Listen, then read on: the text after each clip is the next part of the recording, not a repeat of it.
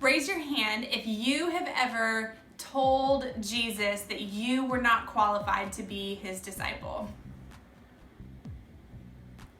That is one of the most common things that I tell Christ, that I am not qualified to serve you because I am so aware of my shortcomings. I'm so aware of just all the rough edges of my character and of my personality.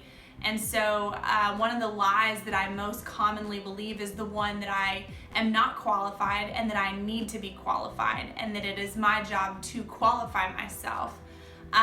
Luke chapter 6 reminds me that I don't have to be qualified. And it reminds me that Jesus does not call the equipped. He equips the called. That is evident in the list of the 12 disciples that Jesus surrounded himself with while he was here on earth. I mean, if you think that you have to be qualified to serve Christ, go read this list and then read about each one of these individuals. And man, that notion of you have to be qualified will be squashed real quick because not a single one of these guys was qualified to serve Jesus. They were a ragtag, diverse, crazy bunch of guys. So the first name on the list is Simon Peter. He was the biggest hot mess out of like all of them. I mean, I don't think that scripture records more epic fails or epic wins of one single individual. Maybe King David, Paul's probably up there too, but like Peter is top 3. So he was a boisterous, loudmouth, rambunctious, impulsive kind of guy, and he was Jesus's closest friend while he was here on earth. I mean, if that doesn't squash the notion that you have to be qualified right there, then we can continue down the list. So there was Andrew. He's next. I don't know a whole lot about Andrew's brand of weird, but I mean, one of my thoughts is that if scripture doesn't record it, maybe it's because we can't handle it. I don't know. Next is James and John. So they were brothers and they were called the Sons of Thunder.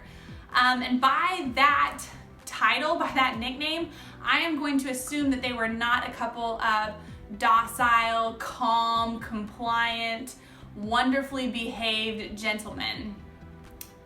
Thunder, like thunderstorm, kind of like blows in, and it's unruly and it can be uncontrollable. So these guys, I mean, they argued about who was going to get to sit on the right hand and the left hand of Jesus. They were a little crazy themselves, so they were not qualified. Philip, Bartholomew, don't know a lot about them, so they must have been really unqualified. Matthew was a tax collector, so most of the guys in his professions were cheaters. He was definitely unqualified. Thomas was a doubter, so even after years spent with Christ, I mean, he still doubted that Christ had raised from the dead after the resurrection. He wasn't exactly qualified. James, the son of Alphaeus, he must have been weird too. Simon the Zealot. So a zealot was a guy who was trying to overthrow the Roman government.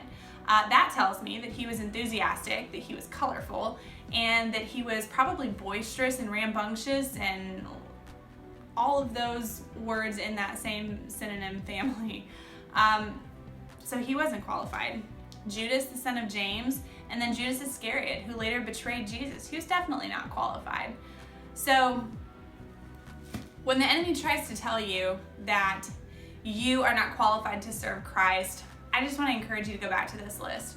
Read this list and remind that enemy that these guys weren't qualified and that you're not called to come to Jesus already qualified, that he qualifies you. It's through his blood that you are qualified and you are called just as you are, all the rough edges of your personality and everything. If Jesus can redeem Peter's mouth, Jesus can redeem all the rough parts of you too. Be encouraged by that. You don't have to be qualified. You just have to be willing to follow him.